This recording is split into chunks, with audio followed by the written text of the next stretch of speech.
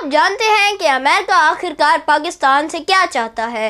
سب سے بڑا سوال آخر امریکہ پاکستان پر اتنا مہربان کیوں ہو رہا ہے؟ پاکستان اور امریکہ کے تعلقات کو اگر صرف ایک زاویے سے دیکھا جائے تو بات پوری کبھی سمجھ بھی نہیں آتی۔ یہ رشتہ کبھی سیکیورٹی پر کھڑا ہوتا ہے، کبھی معیشت پر اور کبھی خطے کی سیاست پر، لیکن اس وقت جو کھیل کھیلا جا رہا ہے وہ پہلے کے سارے کھیلوں سے بالکل مختلف ہے۔ اب بات صرف وقتی امداد یا چند سال کے تعلقات کی نہیں بلکہ بہت بڑے اسٹریٹجک پلان کی ہے۔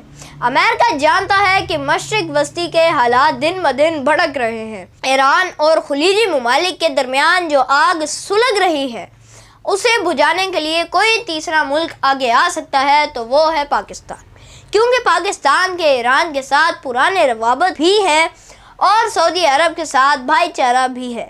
جو پاکستان ایک ایسا درمیان میں برج بن سکتا ہے جو دونوں طرف کی کشیدگی کو کم کرے اور نتیجہ یہ نکلے کہ امریکہ کے مفادات بھی محفوظ رہے۔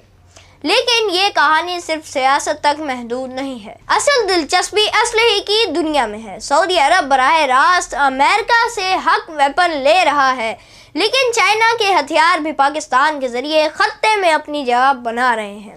پاکستان نے بھی کمال کا بیلنس قائم رکھا ہوا ہے، مغربی بارڈر پر امریکی ہتھیار اور مشرقی بارڈر پر چائنا کا ڈیفنس سسٹم، جو پاکستان ایک ایسے منفرد مقام پر کھڑا ہے جہاں وہ بیک وقت مشرق اور مغرب دونوں طاقتوں سے جڑا ہوا ہے۔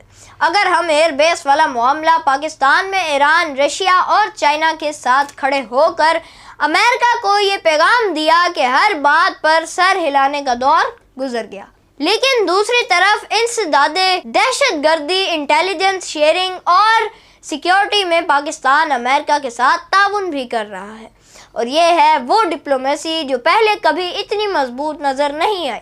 آج پاکستان کی سفارت کاری کا ایک نیا روپ اختیار کر چکا ہے۔ پاکستان امریکہ کے ساتھ تعلقات میں نرمی ہے، یورپ کے ساتھ روابط بہتر ہوئے ہیں، چائنا اور ترکیب پہلے سے زیادہ قریب ہے اور خلیجی ممالک ہاتھوں میں ہاتھ ڈالے کھڑے ہوئے ہیں۔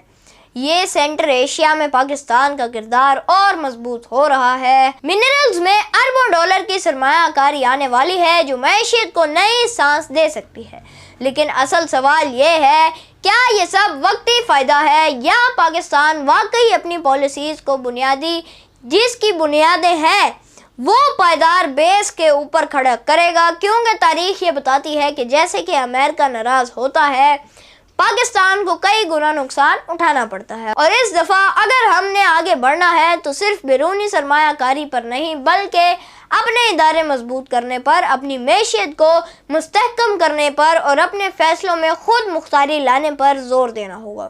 اور آخر میں سوچنے کی بات بتائی کیا ہے، دنیا کا ہر طاقتور ملک سب سے پہلے اپنا فائدہ دیکھتا ہے۔ اصل امتحان پاکستان کا بھی یہی ہے جو اپنی پالیسی اس طرح ڈیزائن کرے کہ کل کو کوئی بھی سپر پاور یہ نہ سوچے کہ پاکستان کو نظر انداز کر کے آگے بڑھا جا سکتا ہے۔ یہی پاکستان کی اصل کامیابی ہوگی۔